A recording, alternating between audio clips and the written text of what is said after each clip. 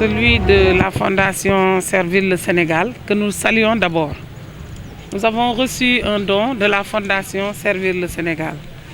Un don constitué de matelas, de bouteilles d'eau, de 10 litres, de cartons javel, de cartons gel alcoolique, de riz et de 2 véhicules pick-up équipés de 4 motopompes qui vont faire un séjour de 10 jours au niveau des quartiers inondés pour soulager les populations. Je ne vais pas revenir sur les détails parce que le conseiller municipal Souleymane Diaoussar en a déjà parlé et il a bien dit. Je ne vais pas y revenir. Mais si vous voyez que nous vous avons invité ce matin pour partager avec vous les informations, c'est que nous sommes sûrs que les populations vont être informées. Parce que sans la presse, rien n'est vulgarisé, rien n'est su. Donc c'est pourquoi nous vous avons invité aujourd'hui pour partager avec vous ces informations, pour que vous puissiez constater des visu ce que la Fondation Servir le Sénégal, à travers la première dame, Marème Faye Sall, nous a donné comme appui suite aux fortes pluies qui se sont abattues dans notre commune.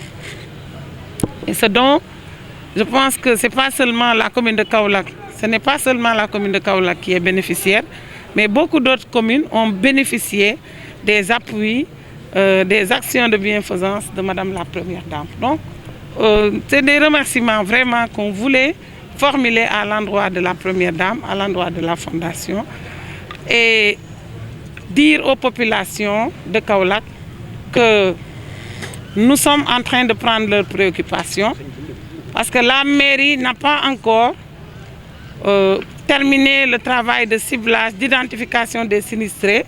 Ce travail se fait en relation avec les sapeurs-pompiers, l'action sociale, la direction de l'action sociale et la commission sociale qui est au niveau de la mairie.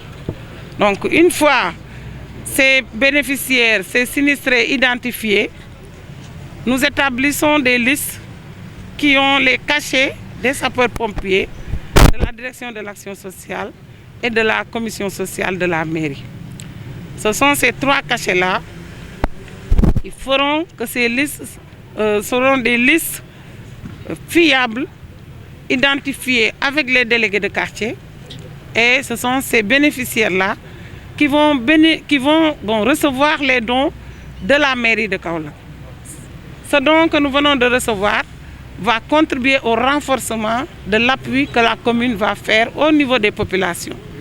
Donc je pense que si la mairie devait faire 50%, aujourd'hui, nous avons reçu un don tellement important que nous osons espérer atteindre 95% des sinistrés de Kaolack.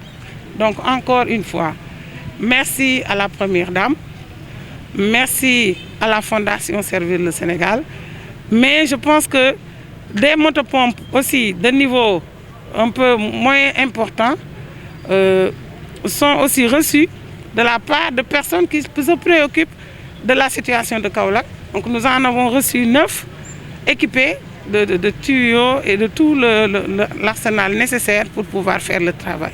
Donc au total, nous pouvons oser dire que nous avons comptabilisé 13 motopompes aujourd'hui qui sont là disponibles de capacités différentes, avec ce que Cinco est en train de déployer sur le terrain, des motopompes de 1200 m3/h, 2 sont installées déjà, avec ce que le préfet, avec les équipes municipales, sont en train de mettre en place. Je pense que les populations de Kaolack ne sont pas restées laissées en rade, ils vont être bien assistés et c'est cela notre rôle. Donc je voulais vraiment le dire ici. Je pense que ce que les gens ignorent, c'est que l'appui de la mairie, ce n'est pas, comme les gens le pensent, des appuis constitués seulement de denrées alimentaires ou de matériel qui sont visibles. L'appui de la mairie, c'est un travail constant et permanent.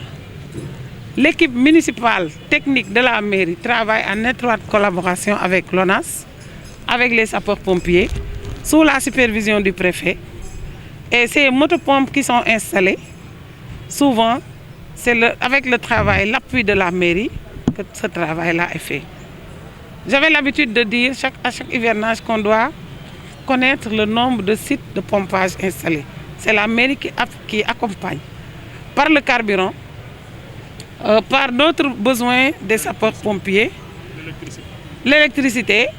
Et je rappelle que la motopompe qui a été installée au niveau de Khahoun,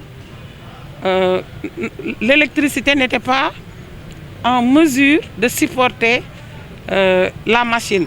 Il a fallu un engagement de la mairie à hauteur de 3 500 000, je n'ai plus le souvenir, pour pouvoir refaire l'installation pour que la machine puisse démarrer.